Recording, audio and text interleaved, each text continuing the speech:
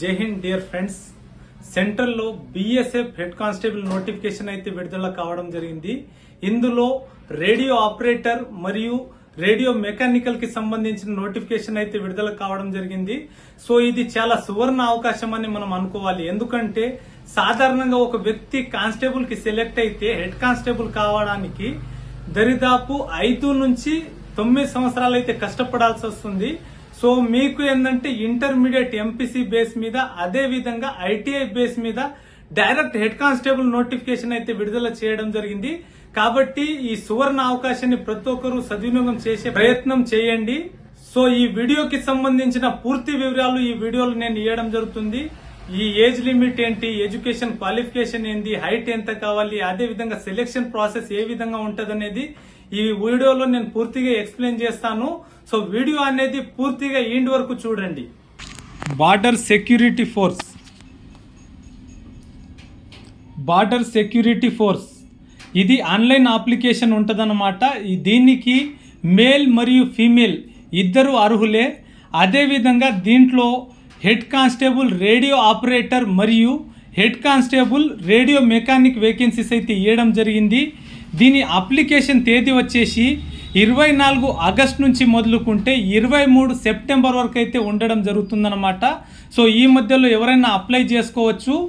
So ఇందులో vacancies వచ్చేసి 1121 vacancies అయితే ఇవ్వడం జరిగిందనమాట. ఇందులో ఎక్స్ సర్వీస్ మ్యాన్కి, అదేవిధంగా బిఎస్ఎఫ్ సర్వింగ్ పర్సనల్కి కూడా వేకెన్సీస్ ఉన్నాయి.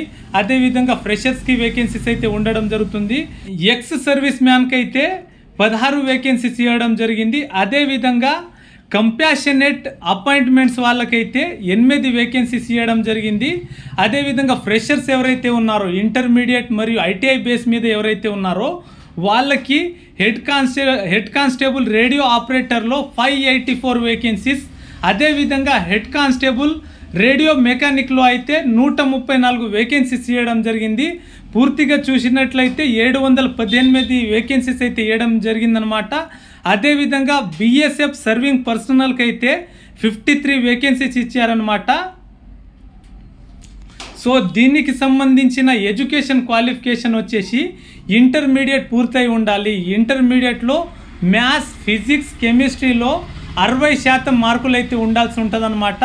వాళ్ళు మాత్రమే దీనికి అర్హులు. అదేవిధంగా ఐటీఐ పూర్తి చేసిన వాళ్ళు కూడా దీనికి ఎలిజిబుల్ ఉంటారనమాట. సో ఐటీఐ దాంట్లో కొన్ని కోర్సెస్ ఉంటాయి. ఆ కోర్స్ చేసిన వాళ్ళు మాత్రమే దీనికి ఎలిజిబుల్ ఉంటారు. సో ఆ కోర్స్ ఏంటనేది నేను చెప్తానన్నమాట ఇక్కడ.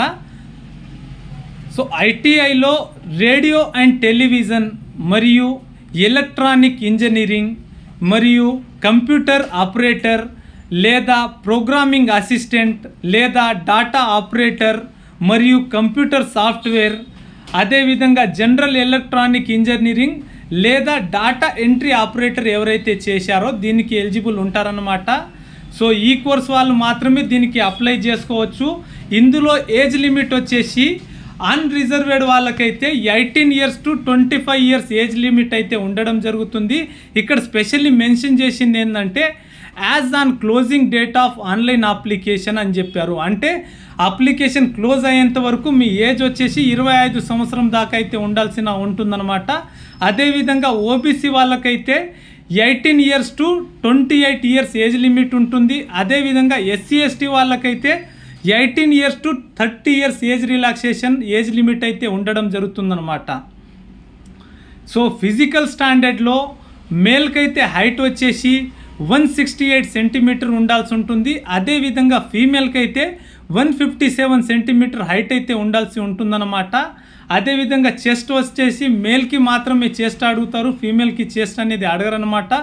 సో 80 సెంటీమీటర్ చెస్ట్ ఉండాలి. ఎక్స్పాండ్ చేస్తే 5 మీటర్ ఎక్స్పాండ్ అవ్వాల్సి ఉంటుంది. వాళ్ళకు కూడా ఎలిజిబిలిటీ ఉంటుంది అనమాట. 80 to 85 సెంటీమీటర్ చెస్ట్ అయితే ఉండాల్సి ఉంటుంది. సెలెక్షన్ ప్రాసెస్ వచ్చేసి ఇందులో ఫస్ట్ ఫేజ్ అయితే ఫిజికల్ స్టాండర్డ్ టెస్ట్ మరియు ఫిజికల్ ఎఫిషియన్సీ టెస్ట్ అయితే ఉండడం జరుగుతుందన్నమాట. ఫిజికల్ ఎఫిషియన్సీ టెస్ట్లో మేల్కి అయితే 1600 మీటర్ రన్నింగ్ ఉంటుంది, టైమింగ్ వచ్చేసి 16.5 minutes అయితే ఉండడం జరుగుతుందన్నమాట. లాంగ్ జంప్ అనేది 11 feet ఉంటుంది, 3 chances ఇవ్వడం జరుగుతుంది. అదేవిధంగా హై జంప్ అనేది 3.5 feet ఉంటుంది, 3 chances అయితే ఇవ్వడం జరుగుతుందన్నమాట. అదేవిధంగా ఫీమేల్కి అయితే 800 meters రన్నింగ్ ఉంటుంది, 4 minutes టైమింగ్ ఇవ్వడం జరుగుతుంది. 9 feet లాంగ్ జంప్ ఉండడం జరుగుతుంది, 3 ఛాన్స్ అయితే ఇవ్వడం జరుగుతుందన్నమాట. అదేవిధంగా 3 feet హై జంప్ ఉంటుంది, 3 ఛాన్స్ ఇవ్వడం జరుగుతుంది ఇందులో.